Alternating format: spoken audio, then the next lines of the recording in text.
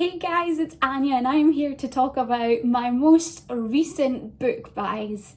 I'm chatting through all the books that I've bought since the start of the year, since for the last couple of months of 2020 I was really trying to get my TBR down and I managed it and ended up being like, I need more books to read, just in general, things that really suit my fantasy reader vibe.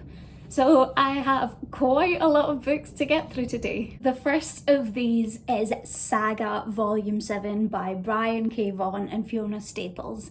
If you've been watching my wrap-ups at all, then I'm sure you'll have seen that towards the end of the year I was marathoning the first 6 volumes of the Saga graphic novel series. And after that, I definitely wanted to continue on and bought the 7th volume, which I'm very excited to get to. I also had another book that I was so super excited to get my hands on, and that is Rhythm of War by Brandon Sanderson. I've actually already read this book and this is the 4th volume to the Stormlight Archive, Brandon Sanderson's epic high fantasy series set in the world of Roshar.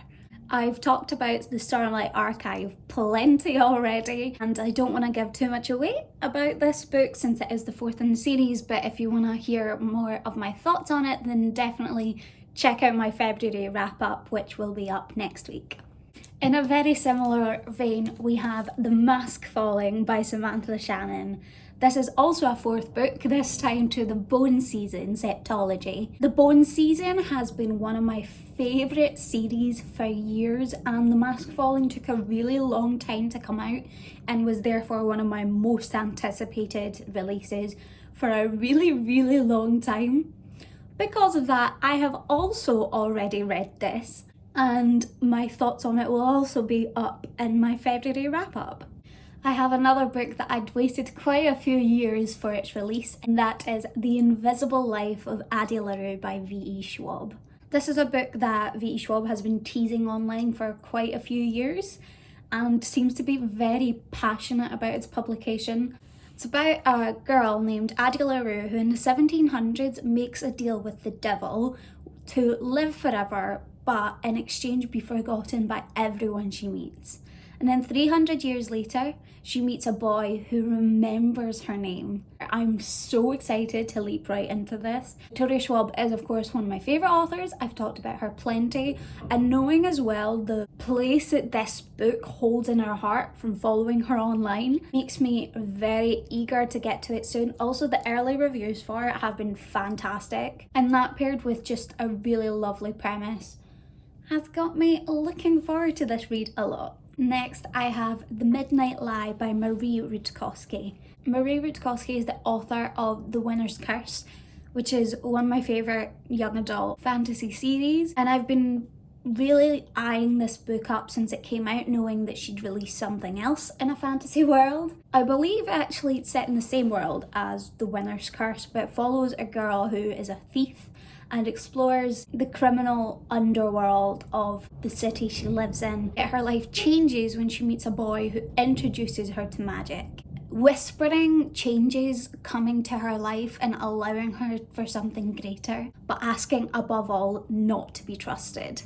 This sounds like the ideal indulgent YA fantasy, and I know as well that Marie Rudkowski can deliver when it comes to political intrigue, angst and romance specifically. I've been hugely wanting to read something more romance heavy because it's really been a while since that's where my brain has gone and that's where my reading tastes have taken me. So I'm so excited to get to picking this up.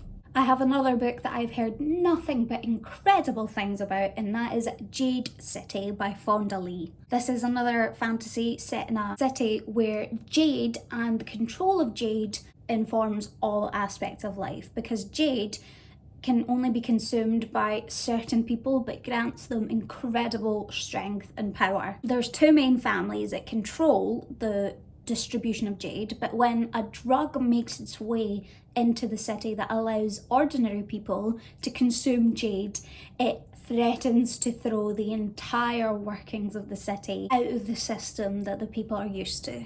Like I said, I've heard nothing but amazing things. A lot of my favourite booktubers as well have been raving about it, including Reagan from Peruse Project, whose opinion I very, very much look to. It's said to be dark and gritty, but also really politically inspired, and I can't wait for that. Next, I have A Reaper at the Gates by Sabaa Tahir. This is the third book to the An Ember in the Ashes series, a Roman-inspired fantasy following a slave girl and a very reluctant elite soldier. An Ember in the Ashes was one of those books that when it came out was absolutely huge on BookTube, and I read it, ended up absolutely loving it. It then took me quite a while to pick up the second book, and I found it a little bit harder to get into than I did the first. But that being said, I still very much want to continue on with the series, and I'm looking forward to what this third book brings, knowing that the fourth book now is already out, so I can hopefully, after getting through this, just go straight on to the next one.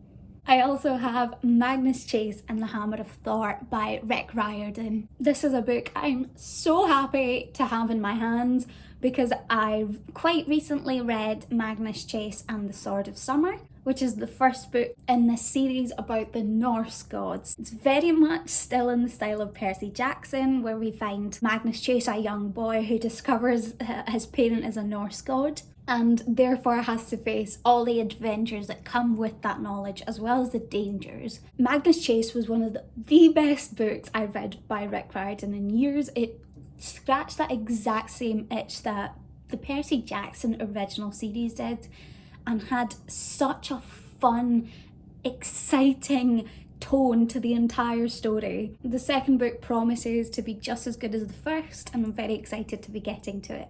I have bought one more sequel in these last couple of months, and this is Five Dark Fates by Kendare Blake, which is the final book to the Three Dark Crown series. This is a story about an island where 3 queens are born every generation, but at the age of 16, they must fight to the death to determine which one will rule and continue on the tradition. I've had certain problems with this series going on. I do find it really interesting and really fun, but at the same time there's things like the naming conventions and some character choices that just keep slightly taking me out of the story and the submersive atmosphere that would have made this series so very good. That being said, I am still holding the fourth and final book because I do want to finish this series having gotten 3/4 of the way through it. I don't have that high expectations for this finale, but at the same time I can't predict where it's gonna go because the final chapters of the third book really left an open realm that's full of potential for where this story could go, and you never know, I might be absolutely beyond pleasantly surprised by the way that this series ends. I also got Sisters of Sword and Song by Rebecca Ross. This is another book that I've seen on BookTube quite a lot in recent weeks, and follows 2 sisters, one of whom is sentenced for a crime and the other comes along suspecting something is wrong with the verdict and offers to take part of her sister's sentence. I don't know much more about this. I don't really want to know much more. I've just heard good things and I'm really excited for an epic tale of danger, magic and love, which is what it says blurbed at the top. It's exactly what I look for in a book. I have another book that's about 2 sisters, and that is Daughters of Neri by Renike Amayo. This book follows 2 twin sisters who have never met because they've been separated at birth, but are descended from a goddess. They're unknown by the people and even to themselves, and it says on the back that they are goddesses who grow up believing that they are human. Of course, I imagine that they start to discover the truth of who they are and hopefully meeting each other. It sounds like a really intriguing story. Also, I think this cover is absolutely stunning, and especially with the sunlight hitting it. I haven't heard much about this book, but I deliberately wanted to start picking up and making the effort myself to read more books by authors of colour about characters of colour. This is one of those books that I came across and I was like, yes, that sounds incredible. Another book in that vein, but also one of my most anticipated releases of 2021 is The Gilded Ones by Namina Forna. It's a story about a girl who, upon taking the blood ceremony within her village, discovers that her blood is gold, not red, and faces death as a result of this. But she's approached by a woman who offers her a place in the Emperor's secret army of other girls just like her. I love stories of girls being badass. Also, the way that this is set up just has such an intriguing premise, even though it's so uncomfortable thinking of a blood ceremony. It is also another book that's had very good early reviews, so is another one that I'm very excited for. Next I've got Call Down the Hawk by Maggie Stiefvater. This is a companion series to the Raven Boys Quartet. The Raven Boys is a fantastic series that I genuinely love. It's one of my favourite ever urban fantasy stories about a girl who meets the Raven Boys and becomes embroiled in their quest to find a dead Welsh king. And in this companion series, we follow one of the characters from the original story who can walk in dreams. I'm really looking forward to diving back into this story, but also seeing where she takes it now. And I am onto the final book in this haul, which is The Mask of Mirrors by M.A. Carrick. This is another book that I hadn't actually heard about before, but I was on a deep dive looking for specific fantasy things that would match that mood that I'm really feeling, and this was so it. As soon as I read the blurb, it absolutely caught my eye and I was like, yes. It's about a young woman named Ren, who is a con artist, who comes to the city with the goal of infiltrating a noble family. Through this infiltration, she becomes embroiled in a world of magic, of politics, and things much more complicated than she ever expected them to be. The idea of magic, political nobility and intrigue, as well as a criminal underworld, false identities, all of that is exactly everything I adore in a fantasy. Hence why I saw this and went, I have to have this book. This is another cover as well that I think is absolutely stunning. I'm really happy to have my hands on this book. It's quite long, so we'll see when I find the time to get to it, but I will be sure to tell you all about it when I do. That's it from me today and for the books that I've bought recently. Thank you guys so much for watching and I'll see you all soon. Bye!